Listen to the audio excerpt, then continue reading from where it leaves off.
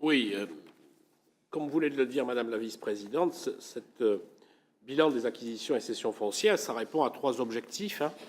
Le premier, c'est d'avoir du terrain pour nos politiques publiques. Le deuxième, c'est faire de la réserve foncière. Le troisième, c'est au titre des communes. Et on se doit de gérer le patrimoine de la collectivité ou de l'établissement public, en l'occurrence, avec cette appellation, alors elle vaut ce qu'elle vaut, mais elle est juridique, en bon père de famille.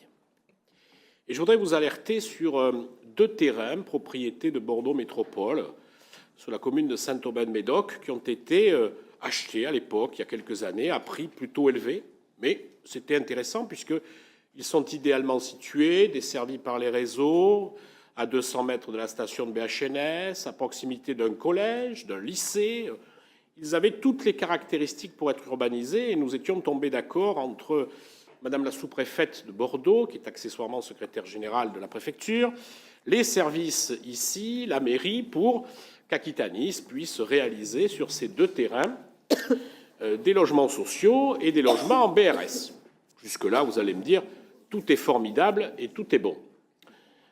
En rentrant à la mairie, je vous ai dit tout à l'heure, si vous avez bien écouté ce que je vous ai dit, je me suis plongé assez longuement dans la 11e modification du PLU, ce qui a fait dire à vous aujourd'hui, Monsieur le Président, que c'était votre modification, vous l'avez dit aux assises de la transition écologique l'autre jour, avant-hier, et je m'aperçois que ces terrains sont constructibles, mais sont frappés dans la 11e modification du PLU de zones humides. Donc, on avait des terrains extraordinairement formidables qui sont aujourd'hui devenus beaucoup moins constructibles qu'ils ne l'étaient, par la volonté de la collectivité. Donc, j'ai envie de vous dire que cette 11e modification du PLU, attention, parce que si ces terrains, pour un qui est quand même frappé à hauteur de 75% de zones humides, donc il ne reste plus grand-chose, pour l'autre, à un certain nombre, eh bien, ça va être compliqué de les urbaniser, ça va être compliqué de faire du logement social sur ces terrains. Voilà. Alors, moi, j'ai pris les devants en prenant une délibération en conseil municipal parce que cette 11e modification du PLU, et je vais en terminer par là, pour moi, elle a une vraie fragilité juridique. Parce que les modifications qui sont introduites par ces zones humides potentielles vont changer la constructibilité et donc le zonage, quelque part, d'un grand nombre de terrains.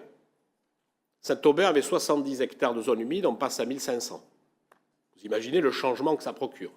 Même la DDTM dit attention, attention, c'est peut-être pas une modification, c'est peut-être une révision qu'il aurait fallu aller pour aller si loin.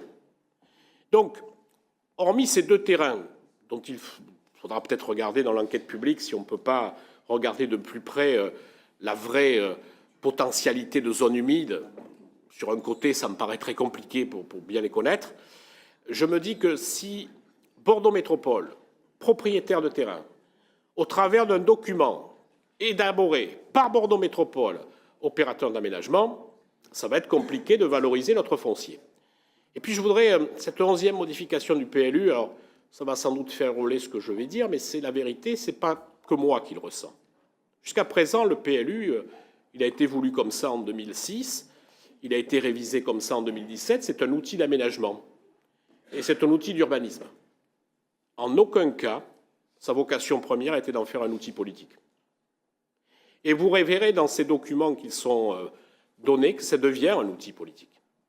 Quand on écrit que les cercles de pleine terre que nous avons imposés en 2016 vont pouvoir être construits avec la 11e modification du PLU, quand vous voyez que l'implantation des piscines dans l'implantation des maisons est destinée à ce qu'il n'y en ait plus, mais on ne veut pas l'écrire, quand vous écrivez que les nous doivent être privilégiés à condition qu'elles puissent avoir le moins possible d'eau pour ne pas faire développer les moustiques, je crois qu'on s'apparente, et je vous fais grâce des haies arbustives, donc vous verrez quels sont les termes qui sont employés, ça devient un outil politique, ça ne sera plus un outil d'aménagement et facilitateur.